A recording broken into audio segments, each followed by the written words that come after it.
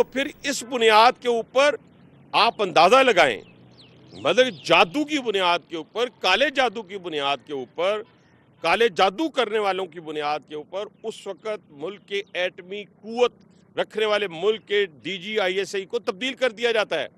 क्यों? कि उन्होंने उनके घर की जो करप्शन थी वो बानी PTI के सामने रख दी गई। तो ये ऐसे मजाक किए गए और उसके बाद जितनी इस्लाहात करनी थी वो पीछे रह गई। वो कोई किसी को जानने वाला ना रहा और सिर्फ एक ही आवाज़ आती थी कि आप बुशरा बीबी को खुश कर लें, बुशरा बीबी को नाराज़ किया तो आप कैबिनेट से बाहर, बुशरा बीबी को खुश ना किया तो आपकी दोस्ती पिछले 30 साल की ख़त्म, बुशरा बीबी को खुश नहीं किया तो वज़ारत आला से फारिग, बुशरा बीबी को खुश नहीं किया तो आप यहाँ MP और MA नहीं रह सकेंगे, आपको टिकट नहीं मिलेगा। यानी अजीब इस मुल्क के अंदर सूरत हाल को बना दिया गया।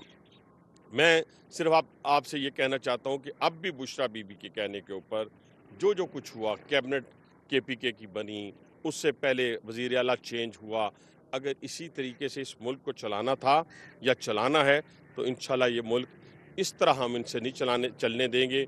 मुल्क इंशाल्लाह चलेगा, लेकिन आईनी हदूद के अंदर रहकर, और वो लोग चलाएंगे जो अल्लाह पर यकीन रखने वाले लोग हैं। और वो कौन लोग हैं?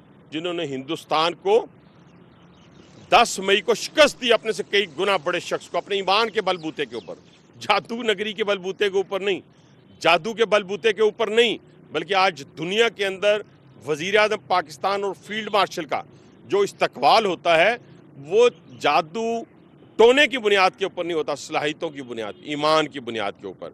आज दुनिया जो है, आज हमारी खारजा पॉलिसी को सलामी पेश कर रही है, सलाम पेश कर रही है। इसी तरीके से आज फील्ड मार्शल को दुनिया का हर मुल्क जो है वो इंतज़ार कर रहा होता है। दुनिया के बड़े से बड़े ममालिक जो हैं वो कह रहे होते हैं कि हम अपने आपके फील्ड मार्शल को देखना चाहते हैं, वज़ीर आज़म को मिलना चाहते हैं, उनसे पूछना चाहते हैं। आज सेंट्रल एशिया को वो लीड कर रहे हैं, मिडल ईस्ट को वो लीड कर रहे हैं।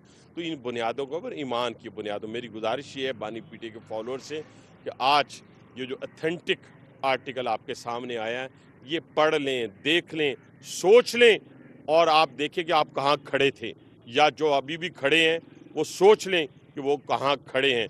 आज इस मुल्क को हमने भंवर से निकालना है। हमने जैसे दुनिया के अंदर अपनी अस्करी कुव्वत का डंका बजा है, उसी तरीके से अब हमने इकॉनमी के बुनियाद के ऊपर पूरी दुनिया के ऊपर छा जाना है। और हमने सेंट्रल एशिया तक भी जाना है, लीड कर रहे हैं, हम मिडिल ईस्ट को लीड कर रहे हैं। इंशाअल्लाह ताला पाकिस्तान ता क़यामत ताबिंदा और पाइंदा रहेगा। बहुत शुक्रिया। वज़ीर रेलवे हनीफ अब्बासी मीडिया से गुफ्तगू कर रहे थे। कह रहे थे कि बानी PTI की हुकूमत में जादूगरनी की हुक्मरानी थी, एटमी मुल्क जादूगरनी के हाथों में चलता रहा।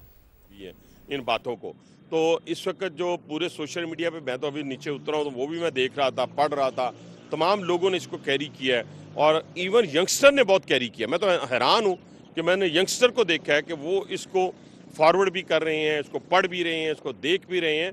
और ये जो असल चेहरा है बानी PTI का और उसकी फैमिली का, वो एक्सपोज हो गया। यानी वो इस मोहब्बत प्यार इस मुल्क और कौम के साथ नहीं था, अपने इक़्तिदार के साथ था। यही वजह था 9 मई हुआ ना, 9 मई होने की वजह भी यही थी, अदारों के साथ टकराव की पॉलिसी, और आज दोबारा अदारों के ऊपर हमलावर होने की और दहशत गर्दी की हमायत करने के पीछे भी यही बुशरा बीबी है।